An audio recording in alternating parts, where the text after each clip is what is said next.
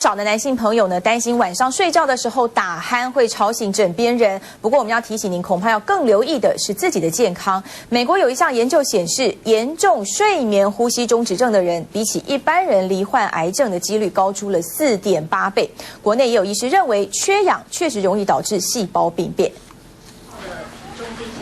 美国一项长达22年的研究发现，打鼾的人罹患癌症的死亡率比一般人还要高。对于有严重睡眠呼吸障碍的人，影响更大。15分钟可能就会发生一次，因此呢，他可能睡眠的时间7、8个小时，但是都没有办法深睡。临床表现就是一整天的精神状况都不太好。国内医师表示，血氧浓度低，生成的乳酸不止没有办法代谢，细胞也无法正常凋亡而产生病变。这项研究也显示，有严重睡眠呼吸中止症的人，罹癌风险比一般人高出4.8倍。打鼾其实表示说，呼吸道呢提供氧气的足够度会不太够，因此间接呢会造成呢细胞里面的缺氧。